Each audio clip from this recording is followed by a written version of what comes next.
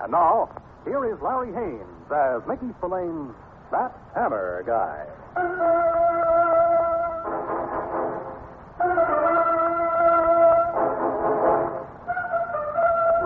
You don't mind walking down a dark, lonely street with a guy, but when he stays behind you in the shadows all the way, that's where you draw the line. Why he's picked you to tail, you can't guess. So when the footsteps behind are close enough, you slam on your brakes and wheel around. For a second, you think you see him, but it's only the wind playing kickball with yesterday's headlines. You start ambling again. As you head for the corner, you keep close to the warehouse wall.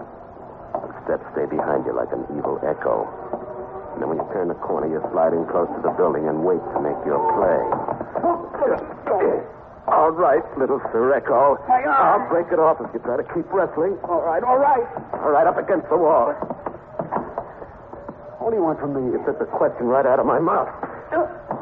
I don't like being tailed, and I like it even less when I don't know why. I don't understand what you're talking about. Now, maybe bouncing your head off the wall a couple of times will help you understand. Oh, wait, please. Oh, I detect a note of understanding in your voice now. All right. All right, I was following you. Why? I needed protection. Why? It's the truth.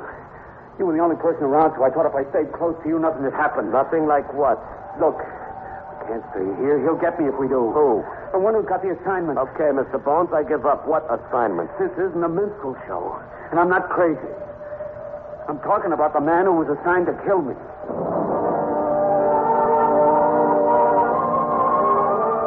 You look into the little guy's pasty face, and you can see he's not kidding.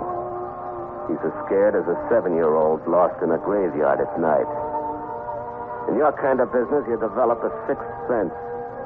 And it's telling you right now that you and the little guy are a target that a blindfold pacifist couldn't miss. You take him to a diner down the street. After you order a couple of cups of Java, he tells you his name is Pete Morrison. And the counterman slides the coffee in front of him. He huddles over it like it's the last cup of soup in a snowbound igloo. I'm chilled to the bone, Mr. Hammer. All right, drink your coffee, Morrison. I wish I was home in bed. If you stayed there in the first place, maybe there wouldn't be anybody gunning for you. Go ahead, have some more coffee. No, I can't. I had enough. Thanks. Why's this guy hunting for you, Morrison? I'd rather not talk about it now. Okay, I'll talk to you about it when we get home. Where do you live? Look, I don't want to bother you anymore. Thanks for... What's the matter? That man. Over there, looking in the window. He's the one? Yeah, I'm sure. He's coming in. All right. Reach over for that pepper shaker. Yeah, but do what I tell you. Hurry up. Now take this paper napkin. Unscrew the cap of the shaker. Pour the pepper into the napkin. Go ahead. Now keep the napkin in your hands. Look. He came in. I told you he would. If he tries anything, toss the pepper in his face and then get out of here fast. I'll take care of the rest. Where'll I go? My place. 867 East 75th Street, apartment 3B. Here are the keys. You got the address? 867 East 75th Street. I don't know how to thank you. I'll think of a way. Hey, wait a minute. What? The guy who just came in, I've seen him around. You have? You bet I have. He's a plainclothesman on this beat. Now, come on, Morrison. What's the idea? I'm afraid the idea is this. What? Morrison slings the pepper in your face. Your eyeballs feel like they've been skinned, salted, and put on a frying pan to burn. The counterman and the cop help you get your sight back, but when you have it, what you don't see makes you want to turn in your head for new parts. Morrison is gone, and you're the prize sucker in a game that nobody but him seems to know how to play. After you shake off the cop's questions, you head for home to bathe your smarting eyes. You get the passkey from the super. When you walk in, you find the place lit up like a Hollywood drugstore grand opening. I've been waiting for you, Mr. Hammer. And all the lights in your brain flash on when you see Morrison sitting in your easy chair. Honest, I'm sorry about what happened. Oh, you've no idea how sorry you're going to be. Look, I had to do what I did. Oh, sure. And I'm going to have to do what I'm going to do to you. Now, please, let me explain. All right, you got all of 3 seconds. You really did help save my life. You can forget that stuff. Since when are cops hiring themselves out as gunsels? Believe me, I had to get away from there. Oh, sure, I believe you. I didn't have to come here and tell you this. Why do you think I did? Well, you tell me, Morrison. Because I feel you're the one person I can trust. That's not good enough. You're too full of tricks. I'm sorry if that pepper hurt your eyes. Yeah, They hurt me more from seeing you here. I just had to get away in a hurry. And the only way was to make a stir in that diner. You had to get away from whom? The one who was assigned to kill me. Oh, we're back to that routine. I'm telling you the truth. You still haven't told me who had the assignment. I don't know who he is. I just know what he looks like. And he was in that diner. Now, don't tell me about that cop. I didn't mean the cop. He was already in the diner when we got there. He was sitting in the booth just behind us. Okay, so why did he get the assignment? I don't know. Who gave it to him? I don't know. Maybe you mean you're not telling. Well, I can't tell you. That's more like it. Maybe later I'll tell you the whole story. Maybe later it'll be too late. I'll just have to take that chance. All right, so you won't tell me. I can't help myself. Maybe you'll tell somebody else. Who are you calling? Somebody who can help you help yourself.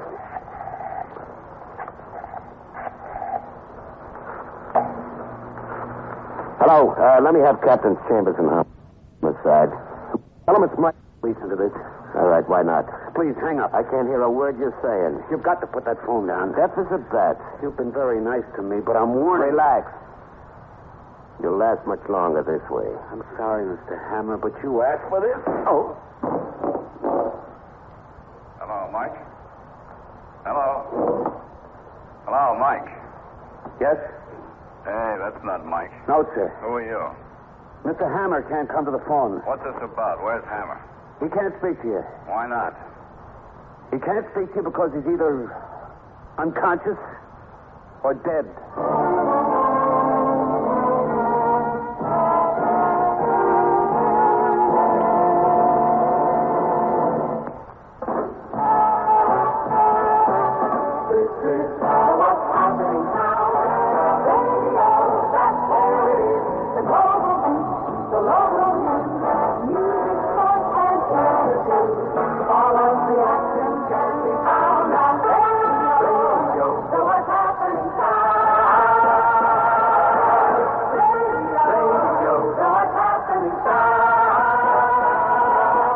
Back to the Mickey Spillane Mystery, That Hammer Guy.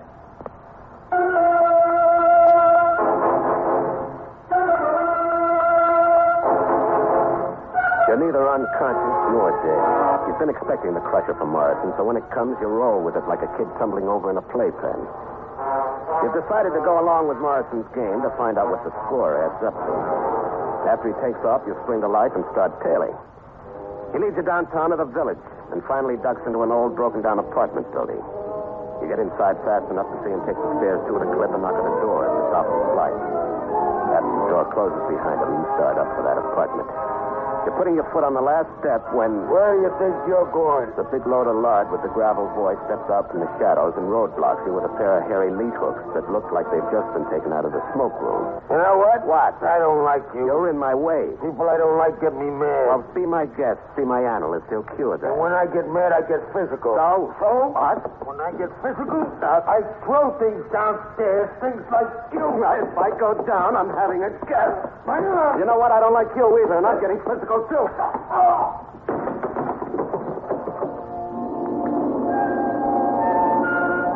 You're right down to the landing where the gorilla lies twisted like a soggy pretzel that's been floating in beer too long. You pull a mean-looking rod out of a shoulder holster. The trigger is scratched where it's been shaved for fast action. You break open the gun and empty it of the snub-nosed slugs. Then you shove it back in the holster and go back to that apartment. The nameplate on the door says Pete and Lenore Russo. Well, now at least you know Morrison's real name. You keep your finger jammed into the doorbell, but you get no results from that. You try the door, no results from that either. It's different with the back door that leads into the kitchen. The apartment is as empty as the feeling in the pit of your stomach. You plop into a living room chair and light a smoke. And just as you're settling back for a few black thoughts, the front door opens. Who are you? What are you doing here? She's a slight wisp of a woman, plain as a farmer's Sunday suit, and there's a sad prayer in her eyes. What do you want? Why are you here in my apartment? Where's Pete? Who? You know who, your husband. I haven't seen him. I followed him here. I don't know where he is. But you do know who he's running from. Why don't you leave him alone? He wouldn't let me alone. He was in a spot and I was around at the time. He asked me for help. You're Mike Hammer? That's right. Pete told me about you. We owe you thanks. Never mind the thanks. I'll take an explanation instead. I can't explain. I don't know myself. Well, try anyway. I can't understand any of it, Mr. Hammer. Pete never harmed anyone before. All I liked was them decent, quiet people. And now it's like a nightmare. Pete couldn't have done what they said he did. Maybe you want to believe that. You met him. He's kind and gentle. He never touched guns. He was held up twice driving his cab and never lifted a finger. He had to make the money good to the company, too. Well, he could have gotten mixed up with the wrong people. It happens. Guy can go through his whole life playing it straight, and one day a fast idea hits him. Not my husband. I only know what I see. And the people who I saw was running from the kind of thing you don't get if you keep your nose clean.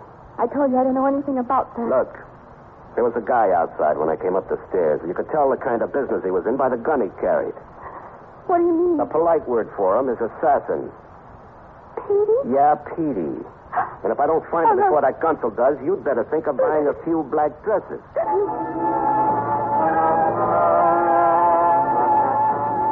Lenore Russo doesn't have anything else for you besides tears, so you leave her pouring them into a wet handkerchief and go back down to your car. Just as you're about to open the door, you see that someone's sitting behind the wheel. The last report on you was you were either dead or unconscious. Pat Chambers watches you get in beside him like you're the prize exhibit in the snake farm. What's the gag? Gag? Look, what are you doing here? I was just about to ask you the same question. For me? Well, I'm sitting here talking to a guy named Pat Chambers. How about you? You're as funny as the last meal on execution night.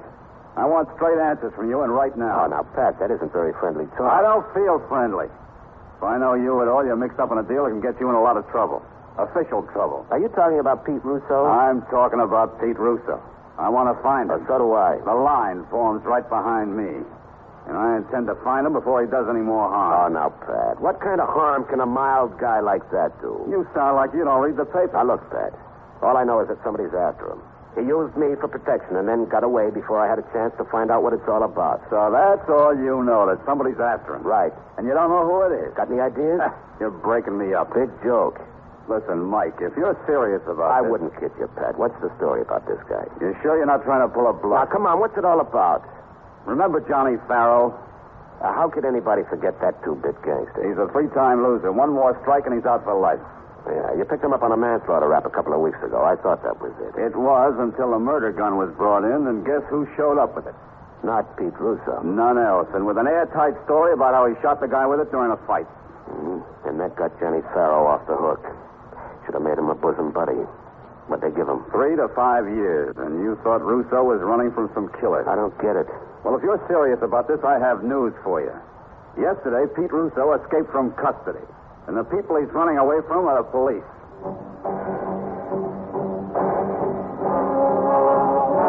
You tell Pat everything you know, and he finally lets you go after he wants you to lay off. You've got nothing on your mind but a merry-go-round full of spinning questions. So you go up to your place to sit around and try to think them through. You're batting a big fat zero when the phone call comes. I'm calling for Pete, Mr. Hammer. He decided that he wants to see you. You want to hang the phone back up in Lenore Russo's face, but the sight of her wringing the tears from a handkerchief keeps you from doing it. We decided we can trust you, Mr. Hammer. You're the only friend we have. What does he want to see me about? I don't know. It's something he won't even tell me. Where do I meet him? He'll meet you at your apartment in exactly 2 hours. You want to call Pat Chambers and tell him about it, but the big holes in the story need filling out. So you decide to see Russo alone first. The 2 hours can be an awful long wait, so you go down to a nearby bar to break up the monotony. Just when you get comfortably settled, you smell her perfume cutting into the liquor you're raising to your lips. You think it's safe. I bet you don't go for thrills. She's an invitation to a dream in blue, from her clinging sheath of a dress to her sleepy, smiling eyes. You can put it back on. What? Your hat. Then the stool next to you will be empty so I can sit down. Well, nothing would make that bar stool happier. Thanks. I hope you don't mind my talking to you like this. Why not? You're my idea of company. Well, that's very gallant. Can I buy you a drink? I have one, thanks. Have another. On me. Would you hand me my bag? Here you are. But I'll take a rain check on your offer if you don't mind. I like men with strong attitudes. But this is an occasion, so why not celebrate? Oh, your birthday. We women like to forget our birthdays. Let's say the occasion is just that it's the first time we've met. My name's Rita. What's yours? Mike Hammer. What about that drink? Sorry. I got to meet somebody in a few minutes. Oh, I'm jealous. It's a man. You know, you're very hard to resist. Well, then you buy me a drink. Sorry. I thought you said I was hard to resist. Not that hard. You know what's in my purse? An invitation. For you. Okay, let's have it. Not here. That is, unless I have to. Meaning? It's a gun. And when I squeeze the trigger with my finger, there's hardly any resistance at all.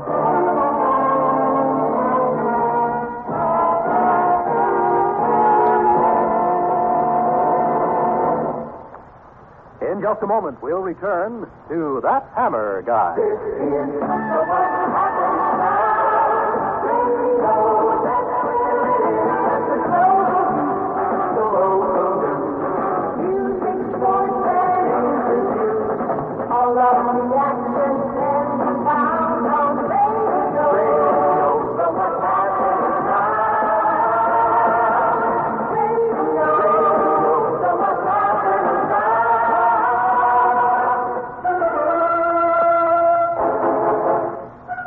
Look at the little pearl-handled 25 shows you this dame isn't kidding. So you take her invitation, and she leads you out of the bar and into the car. She directs you to the other side of town and into a room that's furnished in the best of taste. The best, that is, except for the occupant. Thanks, Rita. You don't have to be told your host's name. You've seen Johnny Farrow's face before, smeared across plenty of newspapers. He found me very hard to resist. Sit down, Hammer. You're going to be here for quite a while. What do you want with me, Farrow? You know what? I don't like you. Oh, neither did one of your boys. He's got good taste. I'd like to give you a taste of my fist in your face like I gave him. Tough boy, Johnny. I could tell the way he took his drink. Shut up. Don't be a bore. I said shut up. I like you, Mike. We ought to have that drink someday. If he lives that long. Oh, now, look, if you brought me here to witness a family squabble, I've got other important things to do. You want that drink? What I have for him, he won't be able to drink. What do you want from me? I want to know what your angle is, Hammer. Now, who's got angles? I'm not interested in any angles. How about curves? In just 1 second, Rita. Just one little second. Take it easy, Farrow. Save your fight with your girlfriend for later when I'm not around, huh? All right, Hammer. I'm more interested in working on you right now anyway. Save your energy. Tell me what I'm supposed to know, and I'll be glad to talk it over with you. You talk. I'll listen. Well, look, I told you, I don't know why you got me up here. Think a little harder. It'll come to you. You can't squeeze blood out of a stone. Oh, you're not a stone. And I know a few squeeze plays that could make a jackass sing. Sort of a donkey serenade. How about it, Hammer? One way or the other. Your phone is ringing. This kind of information I can live without. Keep him covered, Rita. Of course I will. Yeah. You did? What? When? Good. I'll be in touch. Well, how do you like that? The suspense is killing me. Who was it? Rita, why did you bring this guy up here? The Hammer, there must have been some mistake. I can think of a couple that kept you out of a cage. Rita's a foolish girl. I sent her out for a pack of smokes, and she comes back with a guy like you. I should be jealous. I don't get it. Full of whims, this doll. Rita, I got no reason to discuss anything with Mr. Hammer. But you told me to... Full of whims, up to her eyeballs. She drinks, you know. Now listen, Johnny. You mean I'm free to go? As free as the birds, Mr. Hammer. Just as free as the little birds. You're curious about the phone call that made Farrow's attitude change so completely. But you're not taking time to find out what it is. The 2 hours are up, and you want to get to your place to meet Pete Russo. When you get there, you see that Pete got to his appointment early enough. Just in time, in fact, to wind up dead on your floor. You call Pat Chambers and tell him where he can end his search. He wants you to stick around, but you've got important business. The kind of business you can only settle with Johnny Farrow. First, you've got a few places to go to. And what you find out makes all the crazy pieces of the jigsaw puzzle come together like the broken rock at the bottom of a mountain slide. And when they do, it's even crazier than when they were apart. You try Farrow's apartment, but nobody's there. Your luck is just as bad every place else. And the bad luck holds until you see her again, sitting at the end of the bar where she first met you. Lucky I came back here, Mike. I'm beginning to like you. I was looking for you. Now that you found me. How about that celebration? Still want to buy me that drink? A big celebration. Just you and me. What's there to celebrate this time? You got any ideas? The kind I had you can't print. Well, then whisper them to You me. can't whisper about murder, Rita. It screams all For over. me, honey, you're strictly murder. I'm talking about the real thing. It can be the real thing with us. Even if it's for a little while, Mike. You don't seem to know what I'm talking about. You can't fool little Rita. You can't resist me. Now, what gives you that idea? Oh, it takes courage to go up against Johnny Farrell for a woman. Real courage.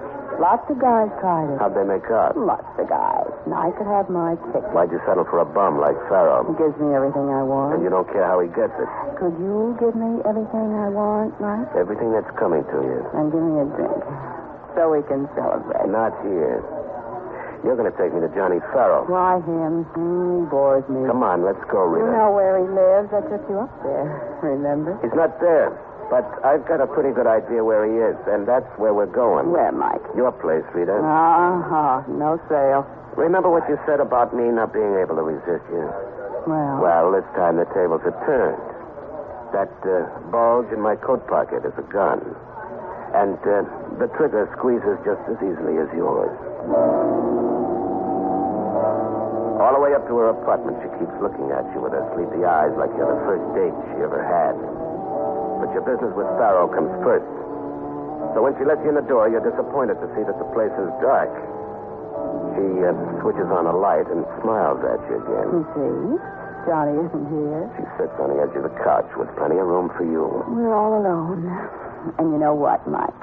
I like it. Oh, Farrell will be back. I can wait. You don't have to wait long, Hammer. And put your gun down before you turn around. Okay, Hammer. Where's around? You're looking for me? Oh, I'm just the advance guard. There's an army of lookers behind me. I can't imagine why. Get to the point.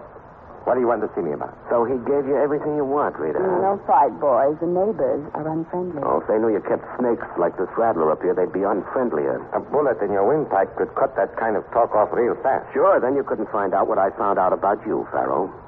I can postpone the shot. Go ahead. Oh, Mike, be a good boy and hand me my purse. My nose is shining. You pick a lousy time to make up. Come on, Hammer. I'm running out of patience. And you're running out of luck, too, Farrow. Meaning? Meaning Pete Russo. He never killed that guy. He confessed? Should I tell you why? That's what I'm waiting to hear. The cops had you for that shooting. The cops had me wrong. Yeah, but you couldn't afford another trip upstate. It would have been your fourth offense. It would have been life for you. So Pete Russo took the rap for you, right? Okay, you're right. It was an easy way for him to pick up 15 grand. It was a good deal for Russo. Yeah, but you had another deal, didn't you, Farrow? You got him out of custody. You couldn't trust him. He might have changed his mind in a year or two and talked. So you helped him escape so you could kill him. Kill him? Yeah, that's right, Rita. But you don't care how Farrow makes his money. You don't care about anything as long as you keep sitting pretty. I didn't know Russo was dead. That's what you meant by murder. Murder.